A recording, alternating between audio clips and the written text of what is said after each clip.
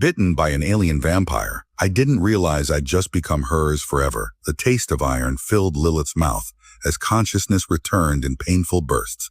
Each breath felt like inhaling fire, her ribs protesting with sharp stabs that suggested at least two were broken. The cockpit of her ship, the Artemis, had collapsed around her, the control panel sparking dangerously inches from her face. "Fantastic," she muttered, vision swimming as she tried to assess the damage. "Just absolutely fantastic." Blood trickled from a gash on her forehead, stinging her eyes. The emergency lights cast everything in an eerie red glow, making the wreckage look even more apocalyptic than it already was. Outside the shattered viewport, she could see nothing but darkness and the faint shimmer of crystalline trees catching starlight. Nix 7. The Forbidden Moon. Lilith's stomach dropped as reality sank in. She'd been hauling medical supplies to the outer colonies when something, a meteor, space debris, she wasn't sure, had clipped her ship's wing. The navigation system had gone haywire, and before she knew it, she was being pulled into the gravity well of the one celestial body in this system that was explicitly off-limits to human travelers. Now she was here, bleeding out in the pilot's seat with no way to call for help. The Artemis was dead, her communication array destroyed in the crash. Array destroyed in the crash. The oxygen recyclers were wheezing their last breaths, and her emergency beacon was likely broadcasting into the void, unheard by anyone who could help. "Not how I pictured going out," she said to no one, trying to unbuckle her harness with fingers that felt thick and uncooperative. "No," Tu said. Each movement sent hot pain shooting through her abdomen. Internal bleeding, probably. The medical kit was just behind her seat, but it might as well have been miles away. Something moved outside the ship. Lilith froze, her breath catching in her throat. Her breath kicking in her throat. At first, she thought it was just the shadows playing tricks on her oxygen-deprived brain. Then she saw it again, a fluid, deliberate movement that was too controlled to be wildlife. "Hello?" she called, immediately regretting it as her ribs screamed in protest. "Is someone there?" Silence answered her, then a soft, rhythmic tapping on the hull of her ship. 3 taps, pause. 3 taps, pause, like a code or a warning. "I'm injured." She tried again, desperation creeping into her voice. I can't get out on my own. I can't get out on my own." The emergency exit hatch on her left groaned and then, with a screech of protesting metal, was wrenched open. Cold, silvery light flooded the cockpit, momentarily blinding Lilith. When her vision cleared, she found herself staring at a figure silhouetted against the strange luminescent landscape beyond. Human, the figure said, the words sliding from its lips like silk over steel. "You should not be here." The voice was deep, masculine, but with an otherworldly harmonic quality that made the hairs on Lilith's arms stand on end. As her eyes adjusted, she could make out more details. Tall, at least 7 feet, with broad shoulders and limbs that seemed just slightly too long for comfort. His skin gleamed like burnished silver in the starlight, and his eyes, his eyes were entirely black except for pinpricks of white light where pupils should be, like tiny stars captured in the void. "Didn't exactly plan on it," Lilith replied, trying to keep her voice steady.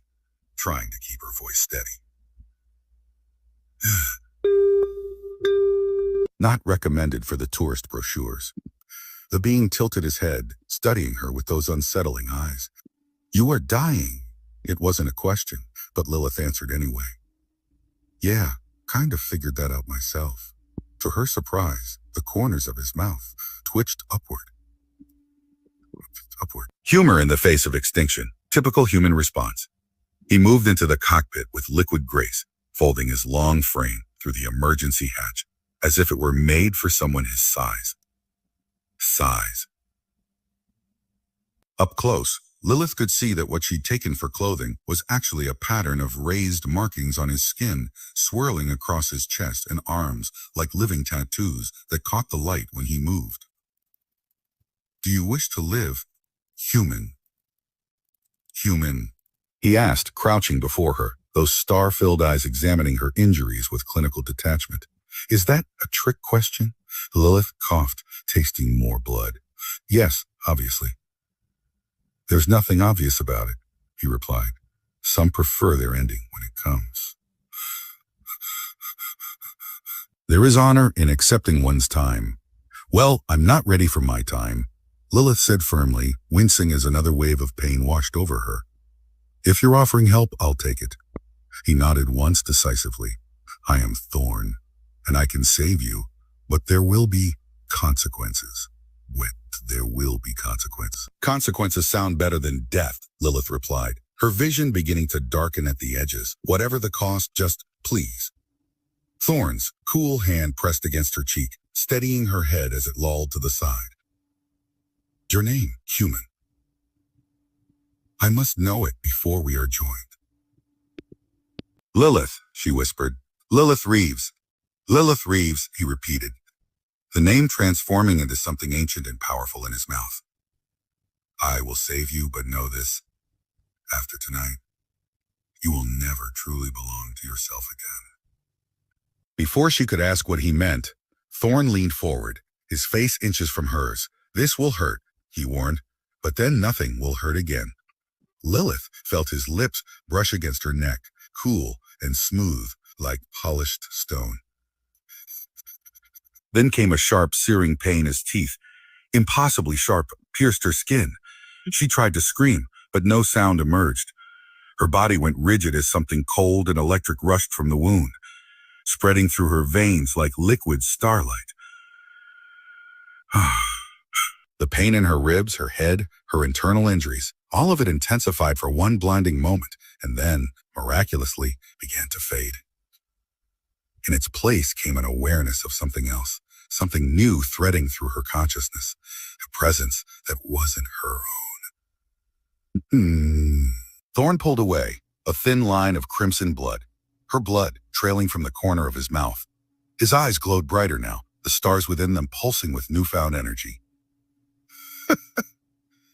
"What did you—" Lilith gasped, touching her neck. The wound was already closing, skin knitting together with impossible speed. "I have bound you to me," Thorn said simply, wiping his mouth with the back of his hand. "My blood now flows through your veins, healing you, changing you, changing you. And yours flows through mine, creating a connection that cannot be broken." Lilith stared at him, trying to process his words through the strange euphoria now flooding her system. She should have been terrified, outraged even, but all she felt was an odd sense of calm acceptance, as if some part of her had always known this moment would come.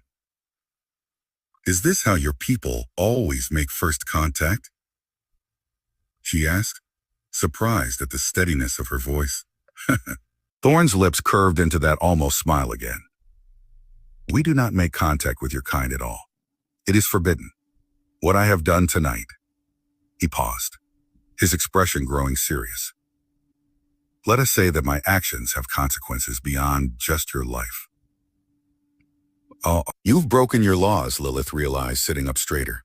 The pain was completely gone now, replaced by a strange humming energy that made her feel as if she could run for miles. "Yes," Thorn acknowledged. "The blood bond between species is taboo, particularly with humans." "Why humans specifically?" "Because you are susceptible," he said, rising to his full height and extending a hand to help her up. "Your kind adapts quickly. Changes. The blood bond affects you differently than other species we have encountered. And the species we have encountered." Lilith took his hand, marveling at how light she felt as she stood. Something was different about her body. It responded faster, felt stronger, more alive. "Different how?" Thorn's expression darkened. "That is a discussion for later. Now we must leave this place. The crash will have been detected, and others will come. Others who will not be as understanding as I am about your presence here. Others like you. Others like you, Lilith asked, following him toward the emergency exit. Like me, but not like me, Thorn replied cryptically. I am what my people call a sentinel, one who observes the boundaries between worlds. The others, they enforce those boundaries. As they emerged from the wreckage, Lilith got her first clear view of Nyx 7's landscape. Crystal formations rose from the ground like trees, catching and refracting the light of distant stars. The ground beneath her feet pulsed with faint bioluminescence, responding to their footsteps like a living thing. It's beautiful, she breathed. Yes, Thorn agreed, his gaze fixed on the horizon, and deadly to those who do not know its ways. He turned to her, those star-filled eyes locking with hers. From this moment, Lilith Reeves, your life is bound to mine. Where I go, you must follow. What I feel, you will come to feel. My thoughts will echo in your mind, as yours will in mine. And if I don't want that? Lilith asked, though she already knew the answer. That choice was made when my blood entered your veins, Thorn said, his voice softening slightly. But understand this. I am now equally bound. Your survival is my survival. Your pain is my pain. A distant humming sound broke the silence, growing louder by the second. Thorn's head snapped up, his expression suddenly alert. They come, he said urgently. The enforcers, we must go now. As he grabbed her hand and pulled her into a run across the crystalline landscape, Lilith couldn't help but wonder exactly what she'd gotten herself into, and whether survival had been worth the price she was only beginning to understand. The crystalline forests of Nyx 7 shimmered like frozen flame, as Lilith followed Thorn through passages that seemed to materialize before them and vanish behind. 2 cycles of the strange luminous moons had passed since her crash, and her body had changed, in ways she still struggled to comprehend. Focus, Lilith, Thorn's voice slid into her mind, smooth and resonant despite the fact his lips hadn't moved. Your thoughts scatter like solar wind. Sorry if adjusting to telepathy takes more than a day, she muttered, ducking under a low-hanging crystal branch that chimed softly as her hair brushed against it. The cavern they'd been hiding in, a hollow space beneath twisted crystal roots, had become unsafe after enforcer vessels were spotted circling the quadrant. Now they moved under cover of darkness, heading toward what Thorn cryptically called the Nexus. Lilith paused, pressing her palm against a pulsing crystal trunk. Through her fingertips, she could feel the strange heartbeat of Nyx 7, a rhythm she somehow recognized now as clearly as her own pulse. This awareness was just one of many changes since the blood bonding. They're close, aren't they? They're close, aren't they? She asked, not needing confirmation. She could feel the presence of other Nyxians like pressure changes before a storm. Thorn nodded, his star-filled eyes scanning the horizon. Vex leads them. He is persistent. He is persistent. Your brother, right? Lilith had gleaned fragments of Thorn's memories through their connection, enough to understand the complicated relationship between the 2 sentinels. Not as your kind understands brotherhood. We shared creation, not birth. Thorn's expression tightened. But yes, he is kin. And now my greatest threat. A high-pitched whine cut through the night, and both dropped instinctively to the crystalline ground. Above them, a sleek vessel with pulsing violet lights traced a search pattern through the sky. We cannot outrun them forever, Lilith whispered, the reality of their situation weighing heavily on her shoulders. Thorn's gaze met hers, the star points in his eyes flaring briefly. No. But we can outthink them. He took her hand, his cool fingers intertwining with hers. The bond is strengthening. Have you noticed? She had. What began as vague impressions and emotional echoes had sharpened into clear thoughts and shared sensations. Agency. Sometimes she couldn't distinguish his memories from her own, his knowledge flowing into her consciousness like water finding its level. Is that normal? She asked. For it to happen so fast? Thorn's expression darkened. No. This is why my kind fears the bond with humans. Your adaptability accelerates the process exponentially. He hesitated, then added, this is why Vex hunts us, not merely to punish my transgression, but to prevent what you are becoming. And what exactly am I becoming? Lilith demanded, frustration edging her voice. Before Thorn could answer, a searing pain shot through Lilith's mind, a warning through their bond. Thorn's body tensed as he pulled her behind a large crystal formation, just as the forest behind them erupted in blinding light. Sentinels of the void, a voice called out, amplified and echoing among the crystals. Surrender the human female. The corruption must be contained. Vex, even without seeing him, Lilith recognized the cold authority in his voice. The corruption, she whispered. He means me. He means me. Thorn's jaw tightened. He means us, the bond. His fingers traced the now invisible mark on her neck where he had bitten her. My ancestors discovered that humans bonded with our kind eventually develop abilities beyond what either species possesses alone. They feared this evolution. They feared this evolution. So they banned interspecies blood bonds, Lilith concluded. They did worse. They hunted and destroyed any such pairs. Thorn's eyes met hers, until none remained but in legend. Another blast hit closer, shattering a crystal formation nearby and sending fragments raining around them. Lilith instinctively raised her hand in protection, and to her shock, the shards froze in midair, suspended as if time itself had stopped. Thorn stared at the floating crystal pieces, then at Lilith's outstretched hand. It begins, he murmured. Lilith gaped at the suspended fragments, heart racing. Heart racing. With a thought, she released them, watching as they clattered harmlessly to the ground. What was that? The first manifestation, Thorn explained urgently. Nexians manipulate temporal energy. Temporal energy.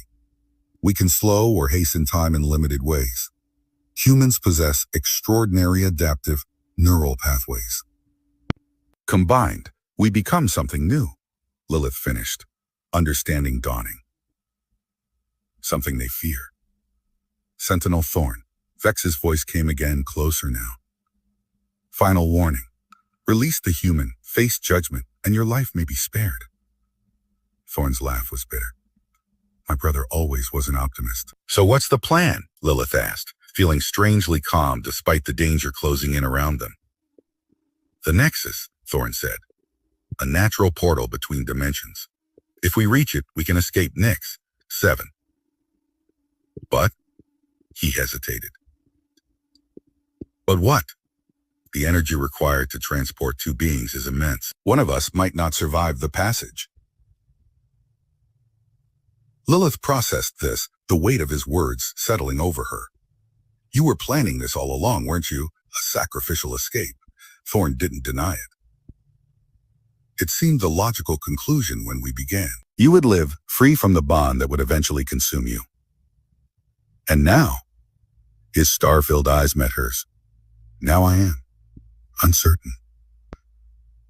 The bond between us, it has become more than I anticipated.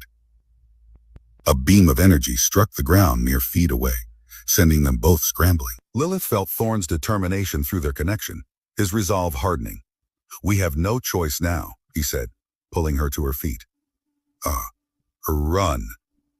They sprinted through the crystal forest, energy blasts exploding around them as Vex and his enforcers closed in. Through their bond, Thorn fed her images of their destination, a swirling vortex of energy, nestled in a crater, pulsing with the same rhythm as the crystals surrounding it. As they ran, Lilith felt something strange happening, her consciousness expanding outward, merging with Thorn's in a way that transcended their previous connections.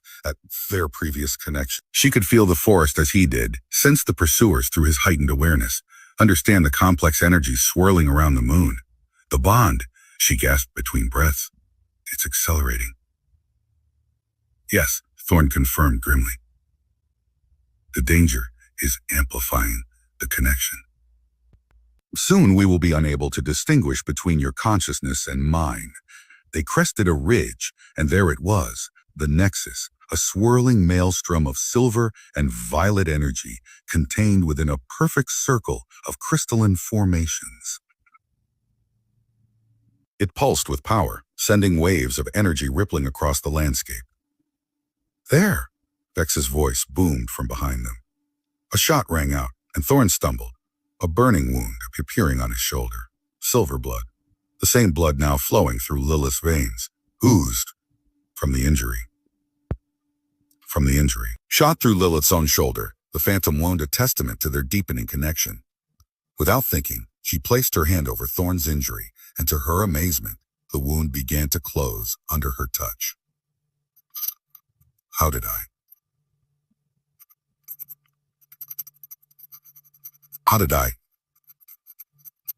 The bond to Thorn explained. It grows stronger than I ever imagined possible. They reached the edge of the Nexus, its energy whipping around them like a tempest. Behind them, Vex and 5 enforcers approached, weapons raised. Stop! Vex commanded, his voice carrying despite the roar of the portal.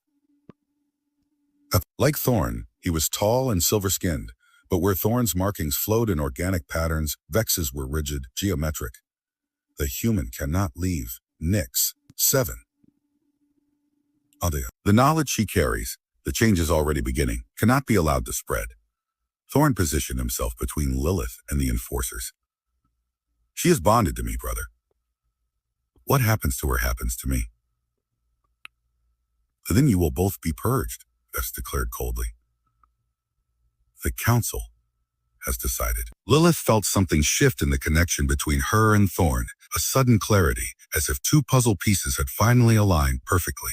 In that moment of synchronicity, she understood what needed to be done. Thorn, she said, her voice steady, despite the chaos around them.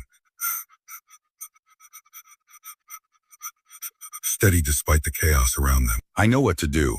He turned to her, understanding flowing between them without words. Together they faced the approaching enforcers, hands clasped tightly. This bond was never a mistake. Lilith called out to Vex. It's evolution. With perfect synchronicity, they channeled their combined energies, Thorn's temporal abilities and Lilith's adaptability, creating a shield that slowed time around them while accelerating it within their protective bubble. To the enforcers, they would appear to move at impossible speed. In the fraction of a second before Vex could fire, they turned and leapt into the swirling vortex of the Nexus. The portal's energy engulfed them, threatening to tear them apart molecule by molecule.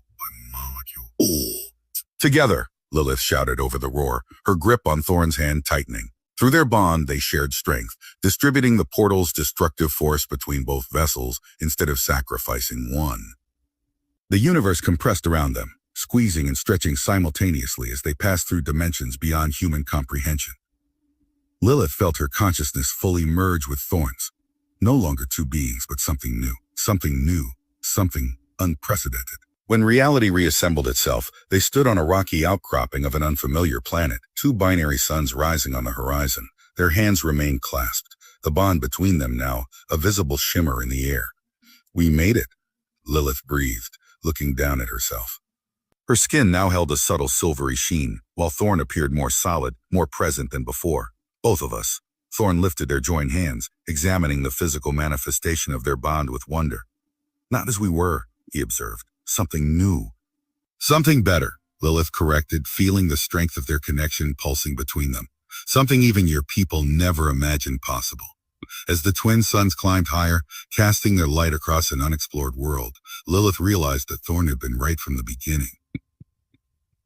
She would never truly belong to herself again, but neither would he. Instead, they belonged to something greater than either could have become alone, bound not by necessity or survival, but by a connection that transcended species and space itself. The universe had just become infinitely larger. And they would face it together.